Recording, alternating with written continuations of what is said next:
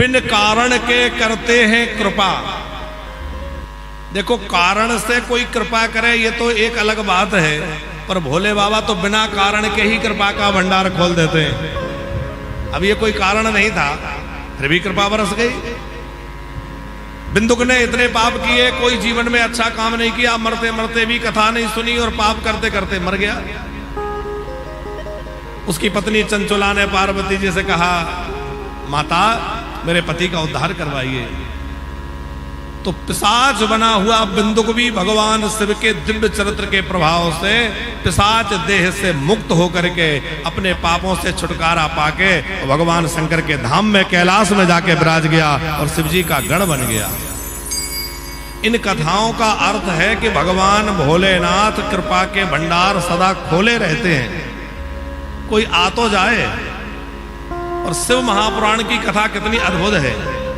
हमें तो कल कोई रात्रि में कह रहा था कि महाराज जी शिव पुराण की कथा यहाँ पहली बार ही शायद हो रही है। छोटे रूप में कभी वो आयोजन किसी के घर में हुए हों तो सबको पता नहीं होगा, लेकिन बड़े रूप में, बृहद रूप में इस प्रकार के शिव महापुराण के आयोजन प्रायः यहाँ नहीं हुए। भागवत तो खूब होती होंगी, भले ही यहाँ शिव पुराण की कथा के आयोजन न हुए हों, पर टीवी चैनलों के माध्यम से, अन्य माध्यमों से आप शिव पुराण की कथा तो सब सुनते ही हैं और सब लोग शिव महापुराण से परिचित हैं।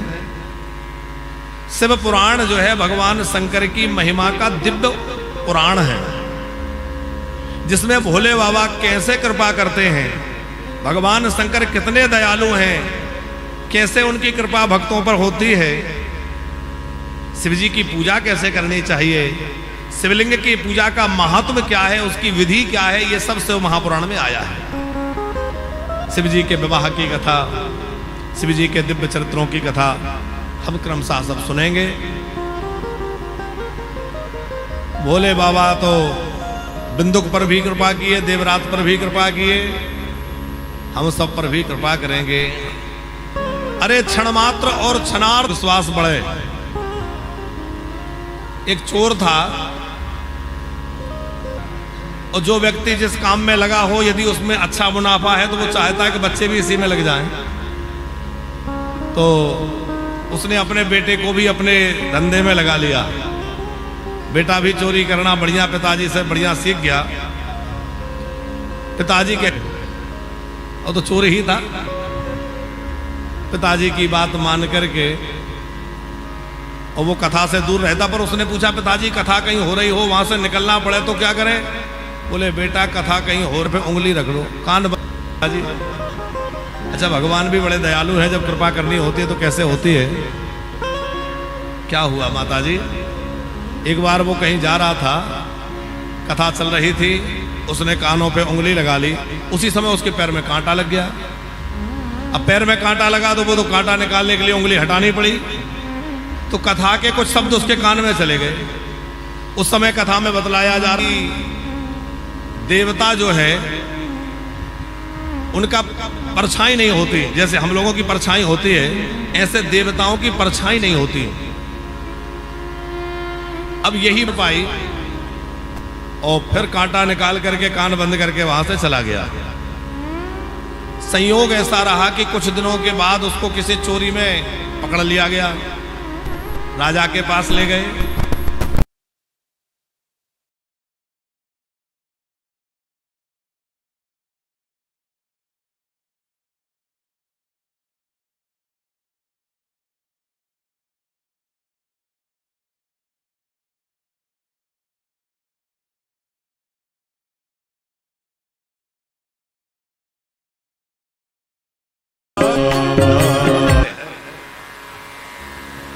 क्योंकि जो दिया जाता है वो ना तो राई घटे न तिल बढ़े। हमने पहले जैसे कार्य किए थे, हमारे उन कर्मों का फल हमारे भाग्य के रूप में आज हमारे सामने है।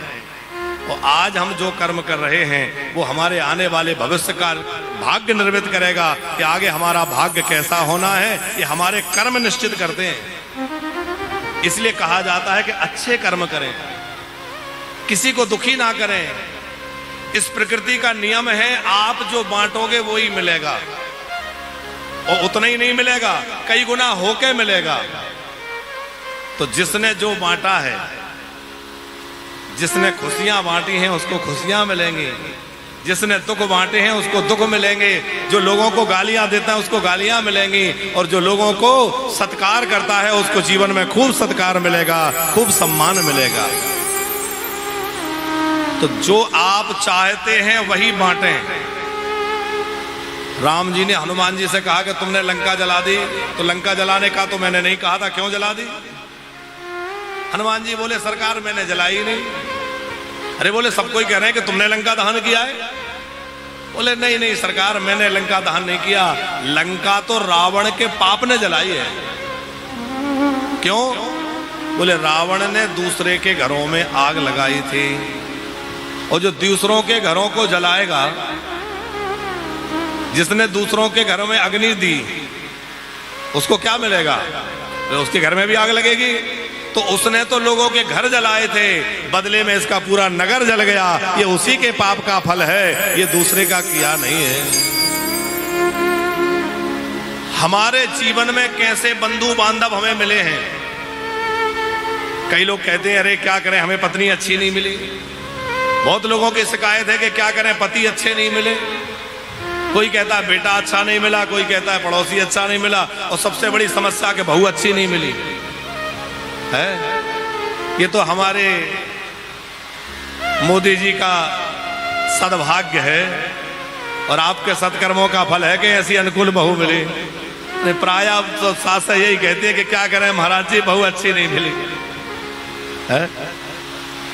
अच्छा एक मजे की बात देखिए, मोदी जी जब बहू बन के आई थी तो कहती थी क्या करें सास अच्छी नहीं मिली।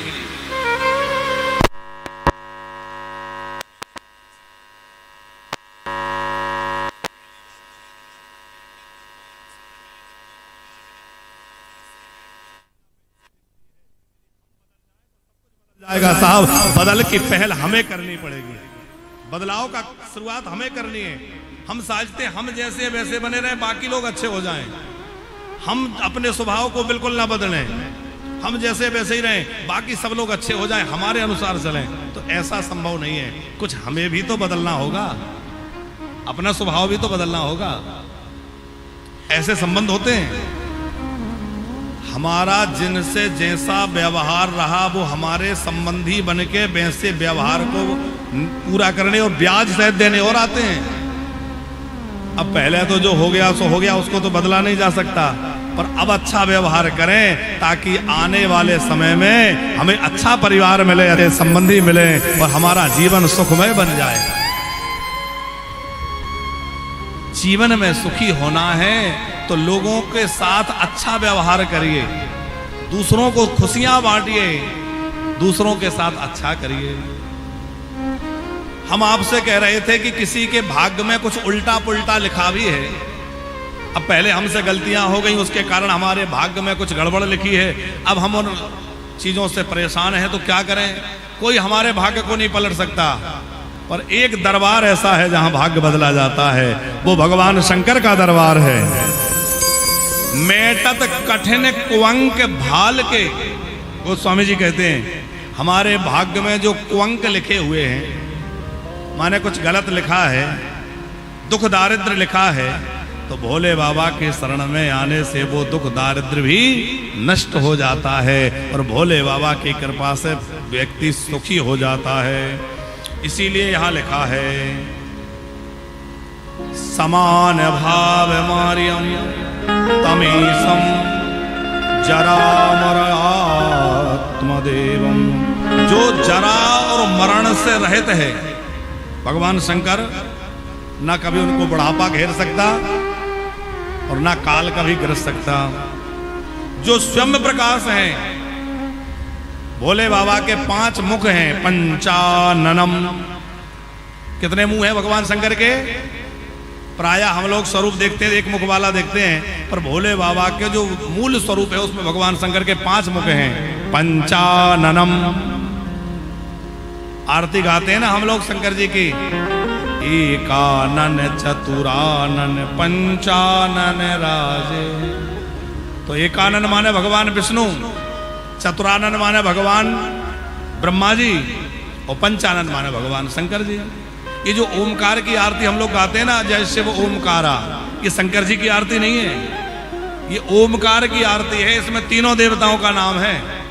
ओमकार माने प्रणवाकार, प्रणव। आप पूरी आरती पे विचार करिए। तो शुरुआत में एकानन चतुरानन पंचानन राजे, फिर हंसासन गरुड़ासन वृषवाहन। तो हंसानन, हंस के ऊपर चलने वाले ब्रह्मा जी, गरुड़ के ऊपर चलने वाले नारायण और वृष पे चलने वाले भगवान शंकर। तो तीनों का नाम आता है। पूरी पंक्तियां आप देख लीजिए इसी तरह। श्वेतांबर पीतांबर बाघांबर। श्वेतांबर ब्रह्मा जी, पीतांबर भगवान विष्णु और बाघांबर भगवान शंकर जी। तो इसी तरह आप पूरी आरती को कभी विचार करिए तो तीनों देवताओं की है। क्योंकि ओमकारा, ओमकार माने प्रणव, ओम, उसमें तीनों देवता समाहित हैं। और थोड़ा विचार करने से पता चलता है कि ये तीन नहीं है, ये एक ही है। देखने में तीन हैं माता जी, ब्रह्मा जी, विष्णु भगवान और शंकर जी। ये कहने के लिए तीन हैं, पर मूल रूप में ये एक ही हैं। इसीलिए ओमकारा उनका स्वरूप का हम लोग ध्यान करते हैं। तो जो जरा मरण से रहते हैं, जो स्वयं प्रकाश हैं, जो पांच मुख वाले हैं, जो पांच विषयों से मुक्त कराने वाले हैं। पांच विषय रूप, रस, गंध, शब्द और स्पर्श। हम इन पांचों के पीछे ही भाग रहे हैं। कोई रूप के पीछे दीवाना हो रहा है, कोई किसी के रूप के पीछे भाग रहा है, तो कोई शब्द के पीछे भाग रहा है। मीठी वाणी किसी की सुनी उसी के दीवाने हो गए। कोई रसना के लिए। तो ये पांच विषयों के पीछे भागते हुए हम प्राणियों को इनसे छुड़ाने वाला कौन है? बोले भगवान पंचानन, भगवान शंकर जो हैं वो पांच विषयों से छुटकारा देने वाले हैं। हमारे अंदर इतनी शक्ति नहीं है कि हम इन विषयों से छूट जाएं, क्योंकि जंजीरों में बंधा हुआ व्यक्ति छूट सकता है, पर इन विकारों में बंधा हुआ व्यक्ति नहीं छूट पाता। ये विकार व्यक्ति को जकड़े रहते हैं। हम लोग इन विकारों के इतने अधीन हो जाते हैं। किसी को तंबाकू खाने की आदत है तो उसको भले ही उठ के 1 किलोमीटर दूर जाना पड़े लेने, वैसे चला नहीं जाता, लेकिन उसके लिए चला जाएगा कि नहीं? कई बार हम कथाओं में देखते हैं जिनको बीड़ी पीने की आदत है वो कथा में से भी उठ के वहां चले जाएंगे, हैं? तो ये क्या है? हम उन विकारों के अधीन हो गए हैं, और इतना अधीन हो गए हैं कि चाह कर भी उनसे बच नहीं पा रहे हैं। ऐसे ही हमारे, ये तो छोटी मोटी बातें हमने आपको कही, लेकिन जो पांचों विषय हैं ये तो बड़े विकराल हैं, जिनसे बड़े बड़े योगी भी नहीं बच पाते। बड़े बड़े तपस्वियों को भी ये चक्कर में ले लेते हैं। कल हम लोग सुनेंगे कि नारद जी जैसे चक्कर में पड़ जाते हैं। तो भैया हम लोग इन विकारों से कैसे बचें? बोले विकारों से केवल भगवान महादेव बचा सकते हैं। भोलेनाथ के शरण में आने से हम विकारों से बच जाएंगे। पंचाननम प्रबल पंच विनोदशीलम संभावसे मनसि शंकरम अंबिकेशम पंचाननम मनसि शंकरम। जो निर्माण और निर्वाण दोनों में एक रस रहते हैं। सृजन में भी वही आनंद और लय होने में भी वही आनंद। ऐसे भगवान महादेव को हम सब, ऐसे अंबिकेश माने अंबा, भगवती पार्वती के ईश भोले बाबा को हम सब प्रणाम करते हैं। बोले गौरी शंकर भगवान की जय। अच्छा एक बात बताओ, आप लोगों को कथा समझ में तो आ रही है? जितने लोगों को समझ में आ रही है जरा हाथ उठाएंगे। सबको समझ में आ रही ना? हाँ, इसलिए हमने पूछा कि हमारी भाषा में और आपकी भाषा में थोड़ा फर्क है। अब आप लोगों के यहाँ की जो भाषा है वो हमें बोलना आता नहीं, और हम ब्रज भाषा ज़्यादा बोलेंगे तो वो आपको कम समझ में, इसलिए हम हिंदी में ही कथा सुना रहे हैं और प्रयास कर रहे हैं कि सरल विधि से सुनाएं ताकि आपको बढ़िया से समझ में आए। वैसे आप सब सुधी श्रोता और बड़े रसिक श्रोता हैं, वो भाव से पता चल जाता है कि आप लोग कथा प्रेमी हैं। तो श्री वेदव्यास जी महाराज कहते हैं कि प्रयागराज तीर्थराज प्रयाग से शिव महापुराण का शुभारंभ हो रहा है मोदी जी। बाकी जो कथाएं हैं इनका शुभारंभ कहां से होता है? नैमिषारण्य से, चक्र तीर्थ जिसे कहते हैं। आप सत्यनारायण कथा सुने, भागवत की कथा सुने और कोई पुराण की कथा सुने तो क्या कथा आती है? बोले एक बार नैमिषारण्य तीर्थ में ऋषियों ने सूत जी से पूछा। तो सारी कथाओं की शुरुआत कहां से है? नैमिषारण्य से। अभी हम लोग भी नैमिषारण्य में कथा के लिए जा रहे हैं और 10 जनवरी से 16 जनवरी तक नैमिषारण्य में कथा है। आप भक्तों में से भी जो कोई चलना चाहे उसमें सब लोग जा सकते हैं और सबके लिए वहाँ रुकने का भोजन का प्रबंध रहेगा। और फरवरी में हम लोग जगन्नाथपुरी में भी कथा करने जा रहे हैं, तो जगन्नाथपुरी में भी इसी तरह की व्यवस्था रहेगी कि आप भक्तों के ठहरने का भोजन का पूरा प्रबंध वहाँ रहेगा।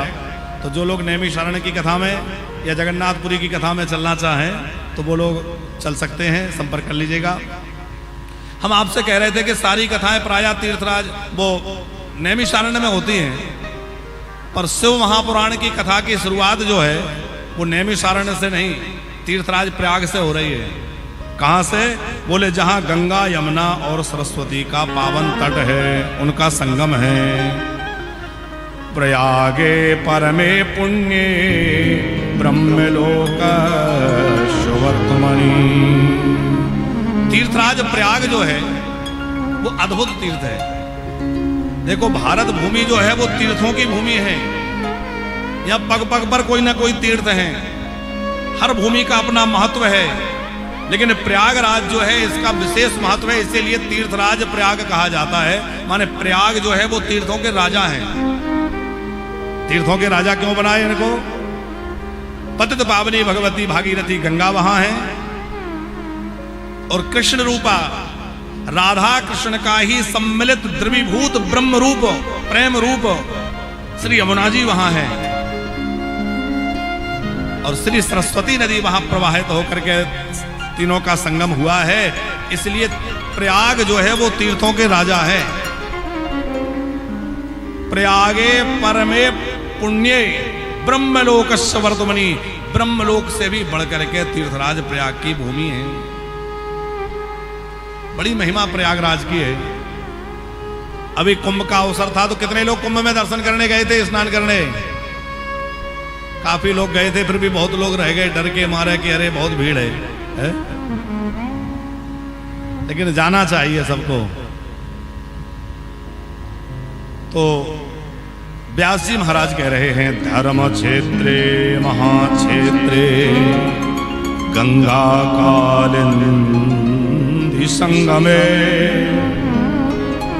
गंगा जो है वो ज्ञान का स्वरूप है, यमुना भक्ति का स्वरूप है और सरस्वती नदी जो है वो सत्कर्म का स्वरूप है। जहां ज्ञान भक्ति और सत्कर्म तीनों मिले हैं वहां से शिव पुराण की कथा है। माने शिव महापुराण में ये तीनों का समन्वय है। उस तीर्थराज प्रयाग में सब ऋषि मुनि विराजमान थे, उनके बीच में सूत जी आए। सबने सूत जी को हाथ जोड़ के प्रणाम किया क्योंकि ये परम ज्ञानी है, श्री व्यास जी के शिष्य हैं, पुराण के ज्ञाता हैं।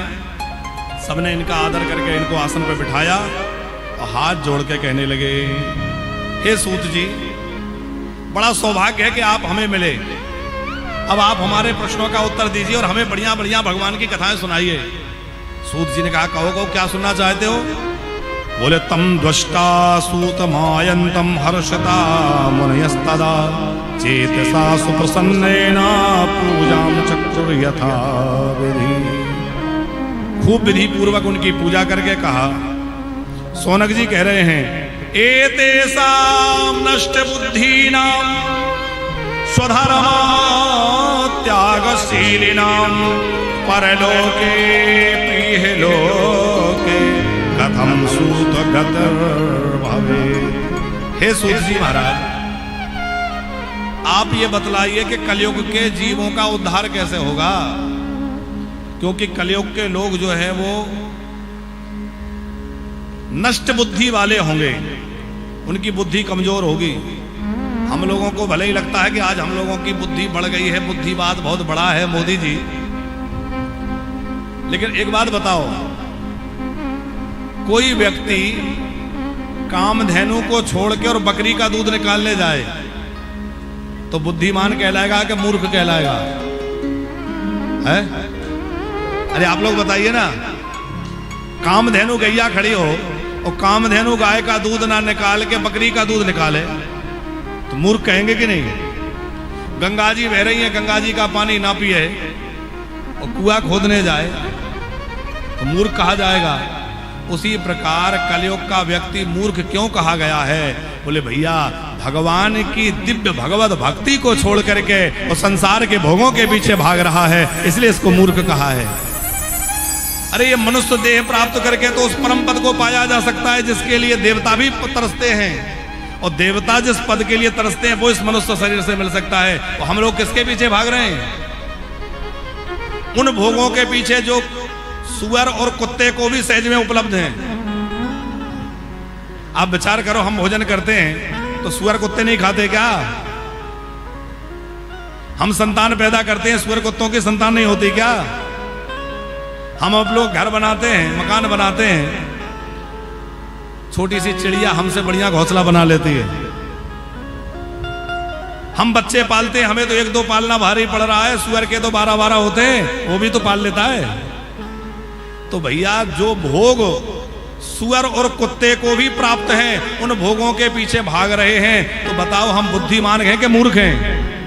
अरे इस शरीर से तो उस परम पद को प्राप्त किया जा सकता है जिसको पाने के बाद फिर लौटना नहीं होता, जिसको पाने के बाद कोई दुख जीवन में नहीं रह जाएगा। अरे बार बार जन्म ले रहे हैं, इसीलिए तो तरह तरह के दुख भोग रहे हैं। जब जन्म मृत्यु मिट जाएगी तो दुखों से छुटकारा मिल जाएगा। जब तक आना जाना लगा है तब तक दुखों की बरसात होती रहेगी। किसी से हो किसी से उनकी मंजिल का पता पाया नहीं जाता। किसी से उनकी मंजिल का पता पाया नहीं जाता। किसी से उनकी मंजिल का पता पाया नहीं जाता। किसी से उनकी मंजिल का पता पाया नहीं जाता। जहाँ है वो, जहाँ है वो फरिश्तों का वहाँ छाया नहीं जाता। जहाँ है वो फरिश्तों का वहाँ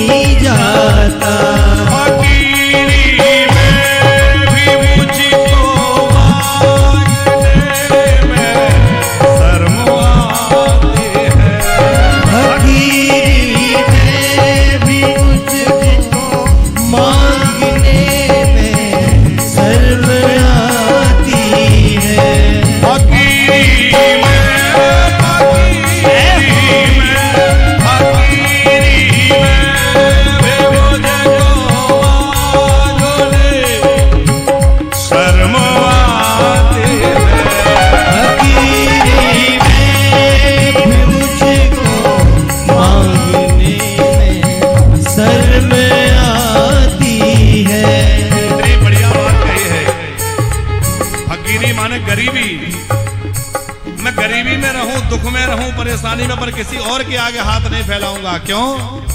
हे महादेव, अब तेरा हो चुका हूं, और तेरा होके किसी और से मांगूंगा तो तुम्हारा नाम बदनाम होगा। तेरा होके, तेरा बन के, तेरा बन के, तेरा बन के, तेरा बन के किसी गैर से मांगा नहीं जाता। बन के किसी गैर से मांगा नहीं जाता। ओ जहां है वो फरिश्तों का वहां साया नहीं जाता। जहाँ है वो फरिश्तों का वहाँ नहीं जाता। वो किसी से उनकी मंजिल का पता पाया नहीं जाता। किसी से उनकी मंजिल का पता पाया नहीं जाता। जहाँ मैं हूँ, जहाँ मैं फरिश्तों का वहाँ साया नहीं जाता। फरिश्तों का वहां साया नहीं जाता। किसी से जय हो पाया नहीं जाता। किसी से उनकी मंजिल का पता पाया नहीं जाता। उनकी मंजिल का पता पाया नहीं जाता। नहीं जाता। पाया नहीं जाता। ओ पाया नहीं जाता। तेरा बन के, तेरा होके, तेरा होके किसी गैर से अब मांगा नहीं जाता। अब मांगा नहीं जाता। अरे भैया, संसार से क्या मांगना? यदि मांगना भी हो तो हमारे महादेव से मांगिए, भगवान शंकर से मांगिए, हमारे श्याम बाबा से मांगिए। है? हारों का सहारा हमारे श्याम बाबा बैठे हैं ना, इनसे मांगिए। पर जहां तहां मांगने से नहीं बात बनेगी। आज लोग मजारों पे और जाने कहां कहां भाग रहे हैं। पर भैया, चादर फादर के चक्कर में नहीं रहना है, हमें तो महादेव की भक्ति में लगना है, भोले बाबा के भजन में लगना है। तो सोनक जी क्या कह रहे हैं कि एते साम नष्ट बुद्धीना स्वधर्मो त्यागशीलिना। कलयुग के लोगों की एक तो बुद्धि नष्ट हो गई है, जो भगवत भजन को छोड़ के भोगों के पीछे भाग रहे हैं। दूसरा, स्वधर्म का त्याग करने वाले हैं कलयुग के लोग। उनका लोक परलोक कैसे बने? आप ऐसी कथा सुनाइए। और फिर यहां पर सोनक जी ने कलयुग के दोषों का वर्णन किया है, मोदी जी, कि कलयुग में लोग कैसे हो जाएंगे। हम लोग तो देख ही रहे हैं, तो बहुत विस्तार से चर्चा करने की आवश्यकता नहीं है। पर संकेत मात्र में कह दें कि क्या कह रहे हैं सोनक जी कि पराप्यवाद निरतः परद्रव्याभिलाषिना परिस्त्रीशक्त मनसा परहिंसा परायण। कलयुग में लोग दूसरे की निंदा करने वाले होंगे। निंदा करना बड़ा भारी दोष है, पर यह दोष आज हर किसी में देखने को मिलता है। कोई दो लोग बहुत लंबे टाइम तक बैठे हैं तो निश्चित किसी तीसरे की बुराई चल रही है, प्रायः ऐसा देखा जाता है। लेकिन होना यह चाहिए कि यदि कोई दो लोग बैठे हैं तो दूसरे की चर्चा करने से बचें, तो भगवान की चर्चा करें भैया, भगवान का नाम लें, भगवान की चर्चा करें। पर लोगों को निंदा में बड़ा रस मिलता है, दूसरे की बात हो उसमें बड़ा मन लगाते हैं। जिनको कथा में खूब नींद आती है वो लोग जब किसी दूसरे की बुराई हो रही हो तो बड़े सावधान होकर सुनते हैं। हाँ फिर और क्या हुआ, हाँ क्या कह रहे थे, फिर आगे क्या हुआ। निंदा सुनते समय नींद नहीं आती, कथा सुनने में नींद आती है, क्योंकि कथा में हमारी रुचि नहीं है। अरे ठीक है, अब वो तो मोदी जी ने बुलाया था, मजबूरी है, एक दिन तो जाना ही पड़ेगा, नहीं जाएंगे तो बुरा मानेंगे, चलो बैठ जाएंगे। बार बार घड़ी देखेंगे, कभी मोबाइल देखेंगे। हाँ ऐसे लोग होते हैं। यहाँ तो ऐसे दिख नहीं रहे, यहाँ की नहीं कह रहे, हम दूर की कह रहे, बाहर की कह रहे हैं। यहाँ तो आप लोग बहुत ही अच्छे हैं,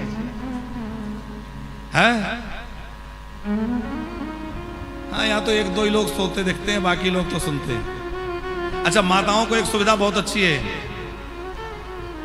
कौन सी? ये वाली। ये घूंघट में ये फायदा है कि नींद आ जाए तो थोड़ी सी घूंघट नीचे कर लो तो पता ना चले है? और जो लोग भाई लोग भी, अच्छा हमने क्या देखा मोदी जी, भाई लोग आंख बंद की अब नींद में झोंका ले रहे हैं और बाद में उनको कोई हिला, अरे सो रहे हो? नहीं सो थोड़ी रहे, बड़े ध्यान से सुन रहे हैं। तो ऐसा भी होता है। लेकिन हम ये बात तो इसलिए कह रहे हैं कि नींद आ भी रही हो तो भाग जाए, पर मूल बात हम कहना ये चाहते हैं कि सोनक जी कह रहे हैं पर अपवाद निरतः कलयुग के लोगों को दूसरे की निंदा चर्चा में बड़ा रस आएगा। पर द्रव्याभिलाषिना, दूसरे के धन पर उनकी नजर रहेगी कि दूसरे के धन को कैसे अपना बनाएं, ऐसे कैसे तिकड़म चली जाए कि दूसरे का धन हमारा हो जाए। पर स्त्री सक्ता मनसः, लोग जो है पराई स्त्री के प्रति कुदृष्टि रखने वाले कलयुग में हो जाएंगे। और पर हिंसा परायणा, हिंसा परायण हो जाएंगे, जीव जंतुओं को मारना, हिंसा करना, ये कलयुग में बहुत होगा। कि देहात्म दृष्टयो मूढ़ा नास्तिका पशु बुद्धया मात्र कृत द्वेषा स्त्री देवा काम किंकरा। और कैसे हो जाएंगे कलयुग के लोग? बोले आत्मचिंतन नहीं करेंगे, केवल शरीर के सुख का विचार करेंगे।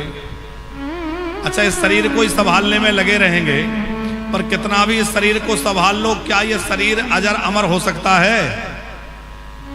इस शरीर में आप चाहे जितने बढ़िया बढ़िया महंगे चीजों का मालिश कर लो, लेप लगा लो, पर क्या इस शरीर की चमक जैसी है वैसी बनी रहेगी? चाहे जो कर लो, ये शरीर तो एक दिन नष्ट होना है, पर इस नष्ट होने वाले शरीर से वो यत्न किया जा सकता है जो अविनाशी को प्रदान कर सकता है, जो नष्ट ना होने वाला फल है वो इससे प्राप्त किया जा सकता है।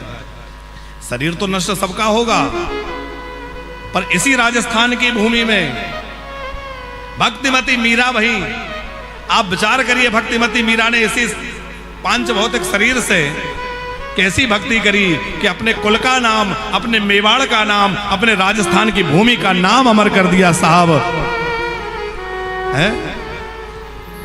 इसी राजस्थान की भूमि में करमेती बाई हुई, आप सबने नाम सुना होगा। ये राजस्थान की भूमि तो सतियों की भूमि है, सूरवीरों की भूमि है, साधु और तपस्वियों की भूमि है। भैया भगवान ने एक तो मनुष्य शरीर दिया, भारत भूमि में जन्म दिया, और आप लोगों को तो और गर्व करना चाहिए कि भारत भूमि में भी हमें राजस्थान जैसी मिट्टी में जन्म मिला है, जहां की मिट्टी में भी शौर्यता की सुगंध है, सतियों के सततों का तेज है, तपस्वियों के तप का प्रभाव है। ऐसी दिव्य भूमि में जन्म मिला है। देहात्म दृष्टयो मूढ़ा नास्तिका पशु बुद्धया, लोग जो है नास्तिक हो जाएंगे, कलयुग में पशु बुद्धिया का मतलब पशु की तरह केवल भोग भोगना ही अपना सबसे बड़ा पुरुषार्थ समझेंगे। माता पिता के द्रोही हो जाएंगे। मोदी जी घर घर में बड़ी हालत खराब है। हम लोग तो बुजुर्गों की संस्था चला रहे हैं, हमारे यहां लोग आकर के कैसे कैसे रोते हैं हम ही जानते हैं। जिन बच्चों को बड़े अरमानों से पाला, बड़ी कठोर मेहनत करके पढ़ाया, गरीबी में भी गुजारा करके उनको अच्छे से अच्छे स्कूलों में कॉलेजों में पढ़ाया, और वो बड़े पदों पे पहुंच के माता पिता के साथ बात करना भी स्वीकार नहीं करते। उन्हें वो भी माता पिता से बात करने में अपनी तौहीन लगती है। अरे हम इतने बड़े आदमी हो गए हैं, तुम्हें समझ में नहीं आता, हम बड़े लोगों में उठते बैठते हैं। अरे मूर्ख, तुझे बड़े लोगों में बैठने उठने लायक किसने बनाया? जिन माता पिता ने जीवन भर परेशान होते होते, परिश्रम करते करते तुझे इस लायक बनाया, आज तुझे वही माता पिछड़े नजर आ रहे हैं, अशिक्षित नजर आ रहे हैं, उन्हीं माता पिता से दूर भाग रहा है। बहुत सारे बेटे ऐसे हैं जो पत्नियों के कहने में माँ बाप को छोड़ देते हैं। लेकिन भैया ध्यान देना, जीवन में सब कुछ दोबारा मिल सकता है, पर माँ बाप चले जाएंगे तो माँ बाप दोबारा नहीं मिल सकते, माँ बाप दोबारा नहीं मिल सकते। आपका धन दोबारा आप कमा लेंगे, घर दोबारा बना सकते हैं, मित्र दूसरे बना सकते हैं, सब कुछ मिल सकता है, लेकिन माता पिता तो दोबारा नहीं आ सकते। और जब वो चले जाते हैं तो फिर बड़ा पछतावा होता है कि देखो हम समय रहते उनकी सेवा नहीं कर पाए। इसलिए मन लगा के अपने माता पिता को भगवान का स्वरूप मान के सेवा करो। जिनके घरों में अपने बुजुर्ग हैं, देखो हमारा यहाँ आके कथा कहना तभी सफल होगा जब आप लोगों में कुछ परिवर्तन आए। केवल हमने कथा कही, आपने सुनी, हम वृंदावन चले गए, मोदी जी बंबई चले गए, आप अपने काम धंधे में लग गए और कोई परिवर्तन नहीं आया, तो इतनी बड़ी कथा आयोजन करने का क्या लाभ हुआ? परिवर्तन आना चाहिए, दूसरे नंबर पे करना, और बुजुर्गों की सेवा एक नंबर पे रखना। माता पिता जो है वो भगवान है। तो मात्र पुत्र कल कृत द्वेषा स्त्री देवा काम किंकरा। जो कलयुगी जीव हैं वो काम किंकर माने विषयी हो जाएंगे। ब्राह्मण जो है कलयुग में लोभ रूपी ग्रह से ग्रसित हो जाएंगे, संध्योपासना आदि से रहित हो जाएंगे, और वह लोभ के कारण धन के लालच में अपने वेद का भी विक्रय करने लगेंगे। विप्रा लोभ ग्रह ग्रहास्ता वेद विक्रय जीवना धनार्जनार्थ संभ्यस्त विद्या मद विमोहिता। ब्राह्मणों में संध्योपासना के प्रति निष्ठा नहीं रहेगी। देखो ब्राह्मण, क्षत्रिय और वैश्य तीनों वर्णों को सविधि संध्या करने का विधान है। अब आजकल तो लोग जानते ही नहीं संध्या कहते किसको है, सूर्य प्रस्थान क्या होता है? अगमर्षण क्या होता है, लोगों को पता ही नहीं है। लेकिन कोई और न करे तो ब्राह्मणों को तो करना ही चाहिए। पर कलिकाल में वह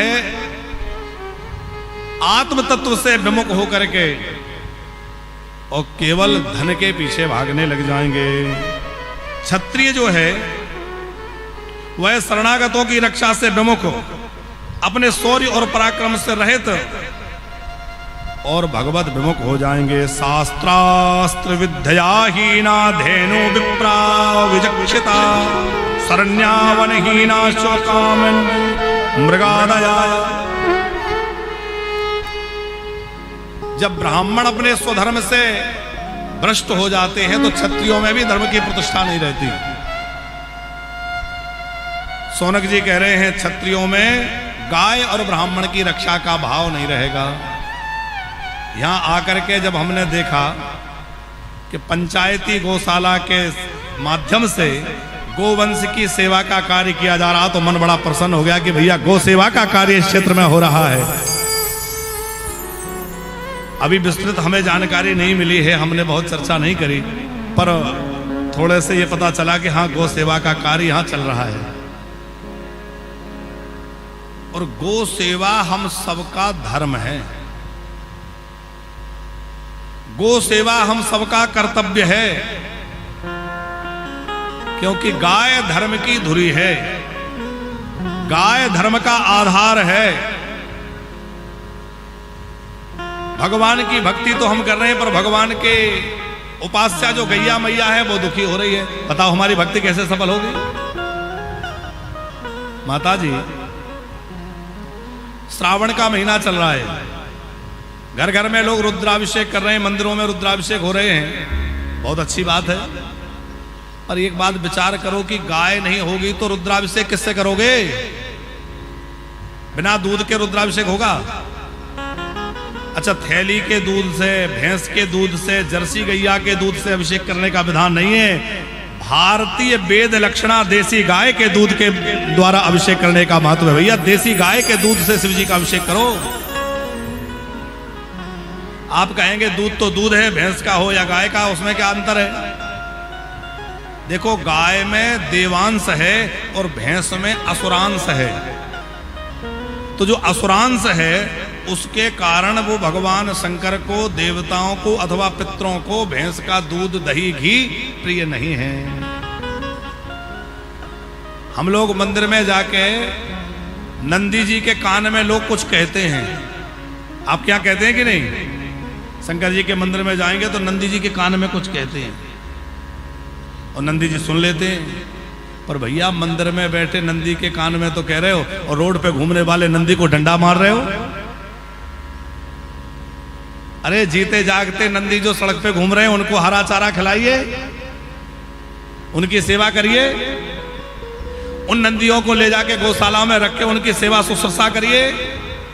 हमें लगता है कि मंदिर के नंदी के कान में कुछ बोलोगे तो वो सुने या ना सुने, पर सड़क पे घूमने वाले नंदी की सेवा कर ली तो भोले बाबा बहुत प्रसन्न होंगे और आपकी मनोकामना और जल्दी पूरी हो जाएगी। हम लोग तनिक विचार करें कि गाय के बिना क्या यज्ञ संभव है? गाय के बिना ना तो यज्ञ संभव है, क्योंकि घी तो गाय से मिलेगा, दूध गाय से मिलेगा, दही गाय से मिलेगा। ना गाय के बिना रुद्राभिषेक संभव है, ना गाय के बिना पितरों का पूजन अर्चन संभव है, क्योंकि पितरों की पूजा में देसी गाय के ही दूध घी का विधान है।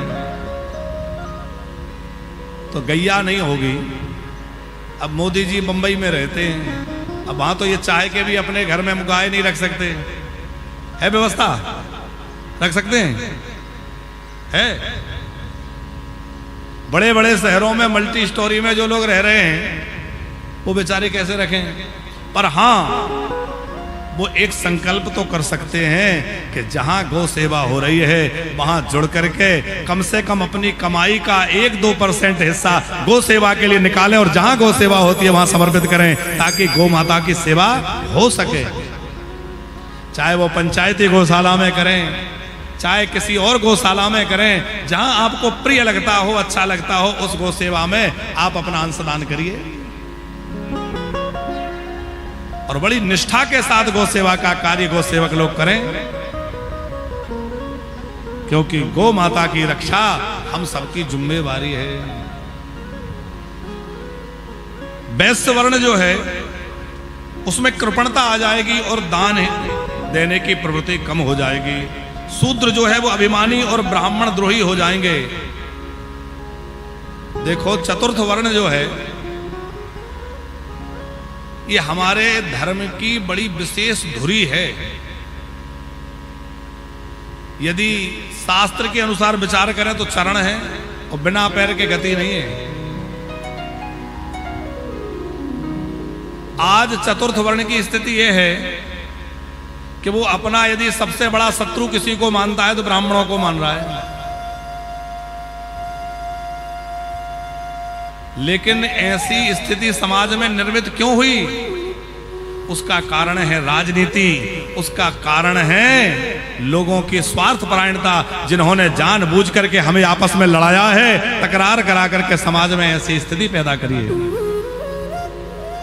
भैया हम सब एक हैं, एक पिता की संतान है, सब मनु महाराज की संतान है। आपस में कोई भेद नहीं होना चाहिए, आपस में कोई घृणा नहीं होनी चाहिए। तो आज बहुत बड़ी आवश्यकता है कि वंचित वर्ग को हम लोग हृदय से लगा के अपनाएं, और नहीं तो वो धर्मांतरण करने के लिए तत्पर हैं। बौद्धिस्ट अपनी ओर खींच रहे हैं, क्रिश्चियन मशीनरी अपनी ओर खींच रही है, मुस्लिम लोग बरगला के भड़का करके हिंदुओं के खिलाफ खड़ा करके षड्यंत्र करके उनको इस्लाम की ओर प्रेरित कर रहे हैं। ऐसी स्थिति में हमें अपने भाई बंधुओं को संभालते हुए, सब समाजों का समान आदर करते हुए, सबको हृदय से लगाते हुए अपनाना होगा, ताकि हमारा सनातन धर्म मजबूत बने, हमारा समाज मजबूत बने। आप लोगों को शायद जानकारी हो या ना हो, पर भारत के ऐसे अनेक क्षेत्र हैं जहां बहुत बड़ी संख्या में धर्मांतरण हो रहा है। सैकड़ों नहीं, हजारों हजार लोग एक साथ धर्मांतरण कर रहे हैं, और यही स्थिति बनी रही तो हमारे धर्म की बहुत बड़ी हानि होगी। इसलिए भैया बहुत विनम्र प्रार्थना है कि सबको आगे लाइए, सबको हाथ मिला के साथ रखिए। और अच्छा एक बात बताओ, आप मंदिर में जाते हैं, आपसे कोई जाति पूछता है? आप कुंभ में गए, इतने लोगों ने गंगा स्नान किया, किसी से जाति पूछी? आप लोगों ने इतने लंगर भंडारे प्रसाद पाए, किसी ने पूछा कि आप किस जाति से आते हैं?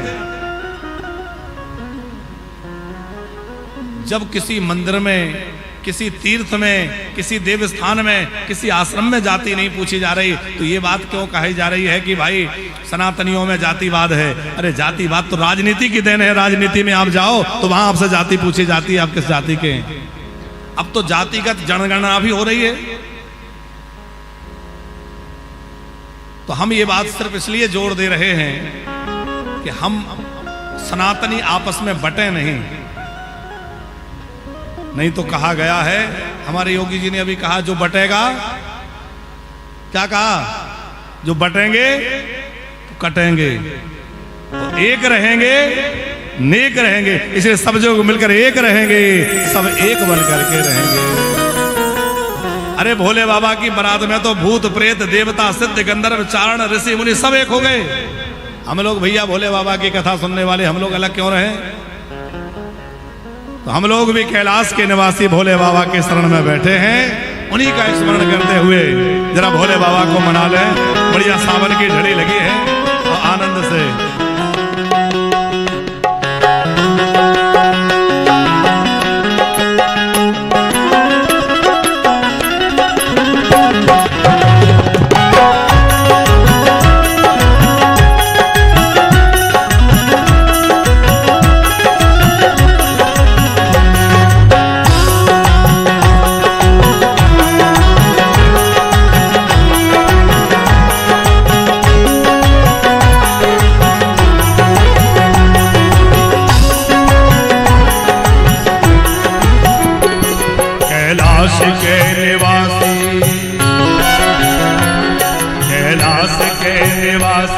नमो बार बार हो, नमो बार बार हो, आयो शरण तिहारे भोले तार तार को, शरण तिहारे भोले तार तार को, आयो शरण तिहारे भोले तार तार को, आयो शरण तिहारे भोले तार तार को, कैलाश के निवासी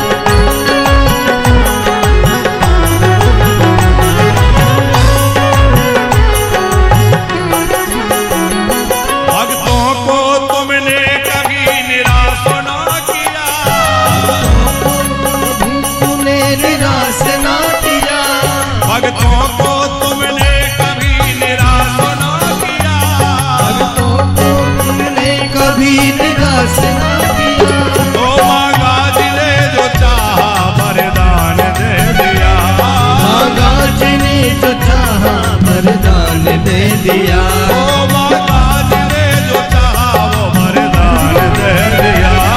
माता जी ने जो चाहा वरदान दे दिया। बड़ा है तेरा दायरा, बड़ा है तेरा दायरा, बड़ा दातार तू, बड़ा है तेरा दायरा बड़ा दातार तू। आया शरण तिहारे शंभु तार तार तो। आयो शरण तिहारी शंभु तार तार तो। कैलाश के निवासी नमा बार बार हो, नम बार बार हो। आया शरण तिहारे बोले तार तार तो। आयो शरण तिहारी बोले तार तार तो।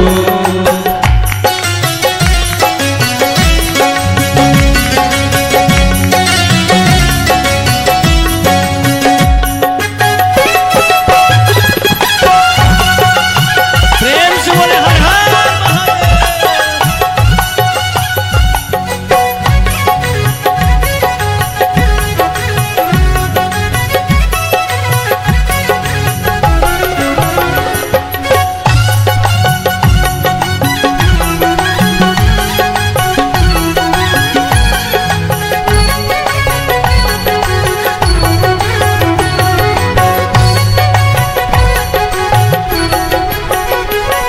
बखान क्या करूं मैं लाखों के ढेर का। बखान क्या करूं मैं लाखों के ढेर का। ओ बखान क्या करूं। हे भोले बाबा, हे शंभु बाबा, भोले बाबा। बखान क्या करूं मैं लाखों के ढेर का। बखान क्या करूं मैं लाखों के ढेर का। ओ लपटी भवो तुम्हें है खजाना कुबेर का। लपटी भभूति में है खजाना कुबेर का। ओ लपटे भवो तुम्हें है खजाना कुबेर का। लपटी भभूति में है खजाना कुबेर का। गंगाधार हो जय हो गंगाधार मुक्तिधार ओमकार तू, बाबा ओमकार तू। आया शरण तिहारे भोले तार तार तू। आयो शरण तिहारी बोले तार तार तो। आया शरण तिहारे शंभु तार तार तू। आयो शरण तिहारी शंभु तार तार तो। कैलाश के निवासी नमः वार वार हो, नमः वार वार हो। आया शरण तिहारे भोले तार तार तू। आयो शरण तिहारी बोले तार तार तो। तार तार तो बोले तार तार तो। अरे तार तार तो बोले तार तार तो। तार तार तो शंभु तार तार तो। अरे तार तार तो शंभु तार तार तो।